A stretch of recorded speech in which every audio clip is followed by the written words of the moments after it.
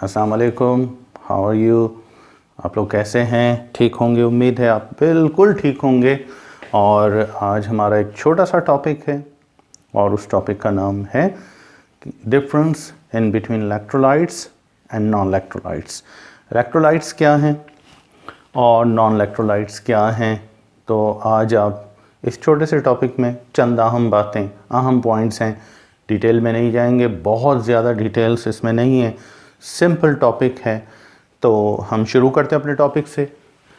Difference between electrolyte and a non electrolyte. Electrolyte में और non electrolyte में क्या डिफरेंस है? What is the main difference in between an electrolyte and non electrolyte?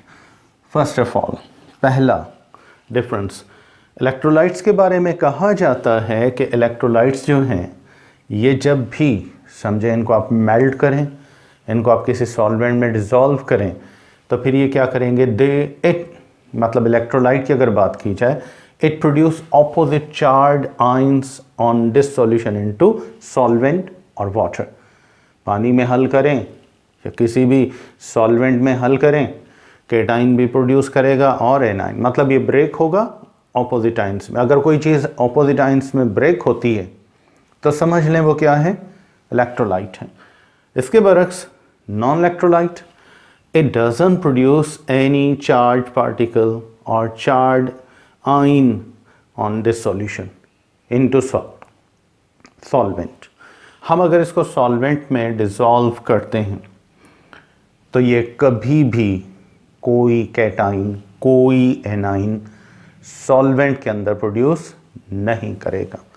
तो पहला difference क्या हो गया, मतलब जो इलेक्ट्रोलाइट है वो आयंस प्रोड्यूस करेगा डिसोल्यूशन पर, लेकिन नॉन इलेक्ट्रोलाइट प्रोड्यूस नहीं करेगा।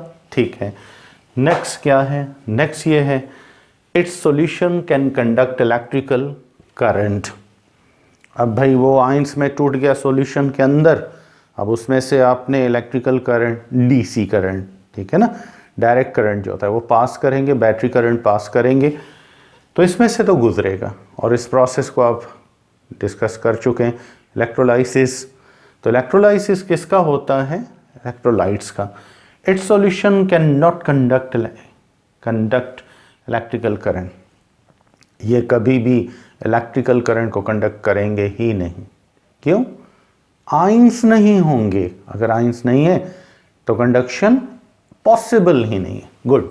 अब आते हैं next, physical bonds between ions and solvent particles are strong. आपको पता है कि एक सॉल्यूट का आयन होगा, सॉल्वेंट का मॉलिक्यूल जैसे वाटर है, दोनों पोलर हैं, आपस में इन्होंने क्या किया, बॉन्डिंग की।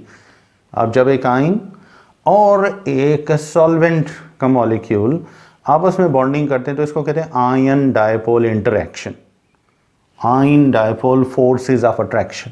क्या कहते हैं उनको? आयन डायपोल इंटरैक्शन या ion dipole forces of attraction. ये फिजिकल बॉन्ड्स होते हैं, बहुत ज़्यादा स्ट्रांग होते हैं। क्यों? पोलर होते हैं, पोल्स होते हैं, इस वजह से। जबकि bonds between solute and solvent particle are weak in non electrolyte. Non electrolyte है, अब बॉन्ड्स देखेंगे वीक होंगे। क्यों?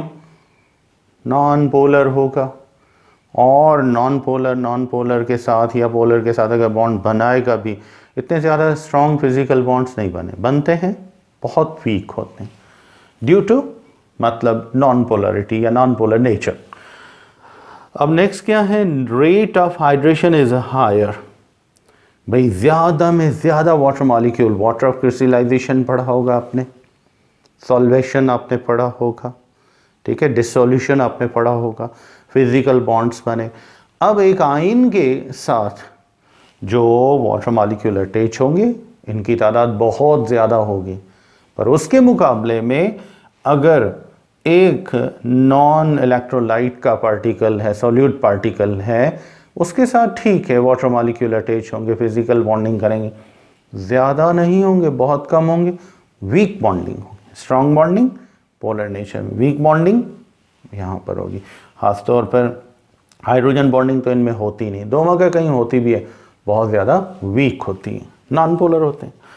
It is more soluble into water, ये ज़्यादा सॉल्युबल होता है, कौन सा, इलेक्ट्रोलाइट जो होता है। और उसके बरक्स अगर हम इसको देखें तो it is totally insoluble into water और वीकली सॉल्युबल। ठीक है, तो बच्चों हम ये कह सकते हैं कि there are many differences in between electrolytes and non electrolytes. Electrolyte हमेशा करंट को कंडक्ट करेगा जब हम उसमें उसके सॉल्यूशन में से डायरेक्ट करंट पास करेंगे, नॉन इलेक्ट्रोलाइट नहीं करेगा, क्योंकि इलेक्ट्रोलाइट पोलर होते हैं और नॉन इलेक्ट्रोलाइट नॉन पोलर होते हैं। ये आयंस प्रोड्यूस करते हैं, नॉन इलेक्ट्रोलाइट आयंस प्रोड्यूस नहीं करते हैं। तो उम्मीद है आपको इस छोटे से मतलब टॉपिक के अंदर आपको ये डिफरेंसेस समझ में आ गए होंगे कि एक इलेक्ट्रोलाइट और एक नॉन इलेक्ट्रोलाइट जो है इनमें बहुत बड़े डिफरेंसेस जो हैं वो कौन से हैं और हम इनको डिफरेंशिएट किस तरह कर सकते हैं। इनमें से ये कंडीशंस अगर आप सेटिस्फाई कर रहे हैं और इनकी ये कंडीशंस आप सेटिस्फाई कर रहे हैं तो आप समझ लें कि आप ये इलेक्ट्रोलाइट और नॉन इलेक्ट्रोलाइट में आसानी से इजीली आप डिफरेंशिएट कर सकते हैं। तो ये था आपका छोटा सा टॉपिक और उम्मीद है आपको समझ में आया होगा। Thank you very much.